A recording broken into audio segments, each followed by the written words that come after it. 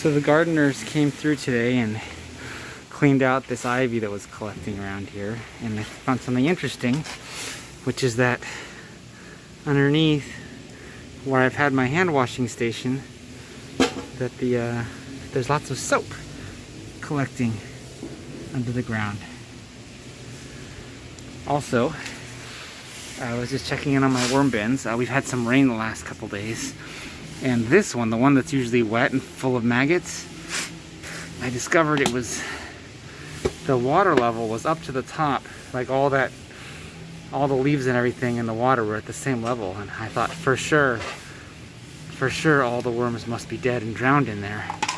But then I mixed it up a little bit, and I was very surprised to find out that there were actually quite a number of worms below the surface of the water. Now I can't see any, but there's one right there, and very surprised to find that there were still quite a lot of worms under the water. So I'm kind of bringing this up here to get give them some dry area to use if they need it. But I suspect that because there's lots of castings mixed into this water, that it's high in nutrients, so I'm not really wanting to dump out the water. And since this is just one of my many experimental bins, I'm just gonna let it go and see how it goes. With all the rain we've had the last couple days, some of my pots are not doing so great. They're full of water, but I guess for now there's no reason to dump it, since all the onions would grow in the water, right? If I had it could grow it hydroponically. So I'm just gonna leave it and see how that goes.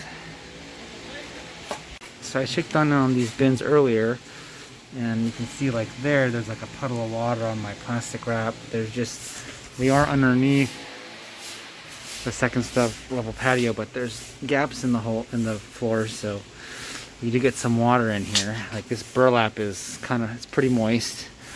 This bin here had about 2 inches of water in it. I dumped it out. So I'm not really sure what I'm going to do about this with the winter, but I do have the lid, so I guess I'll just cover it up. And since I've learned that having this lid on doesn't suffocate the worms, I guess I don't have to be worried about putting this lid on and these worms not having enough air. So I guess we can go ahead and do that when the rains are here on a regular basis. So since I'm out here, let's take a quick look here. Do my usual procedure, and you see a little bit there, and you can see I put some chocolate in there, and there's a lot of tapioca balls, and not a lot of action on this one at the surface. I'm sure I've overfed them, as I just kind of do every time, but wow, look at that. Lots of worm action going on underneath. There's lots of good food waste in there. They've just gone to what they like, which is like the leaves and stuff. So maybe they don't like this stuff as much, but there's some bananas. And so I'll just come back again in a while, and I figure they'll go through it eventually.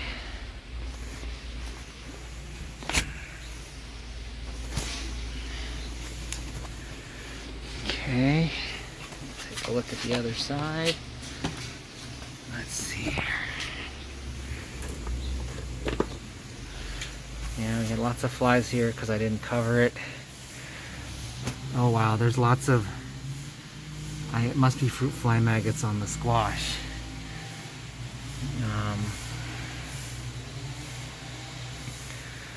Yeah, lots of good food in here. Let's see what else we got here. Lots of worms, lots of baby worms you can see, so I think we're doing really good here.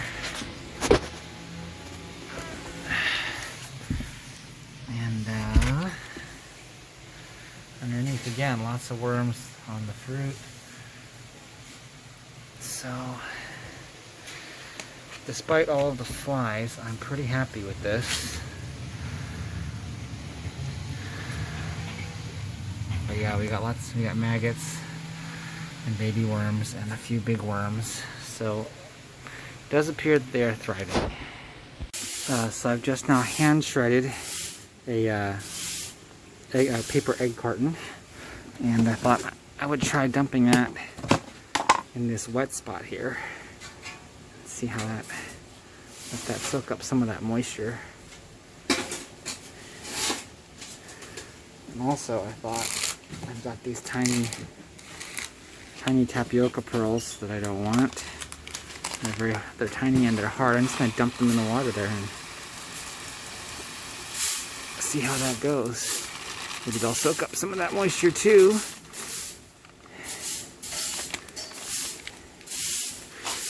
And see how this goes here. Alright, I put a bunch of paper and tapioca in there. Just going to seal this up, and we'll come back in a few weeks and see how it looks. So my attempt at microgreens is doing okay. Moving these things to the front, I think, has made a difference. You get more sun, even in the winter. So I think maybe I'll let these grow a little more and we'll see how it goes. I believe this is kale and radish. My experiment with the basil seeds has failed. It's probably just not warm enough for the basil to come up, so we'll just have to wait maybe for the spring for that one.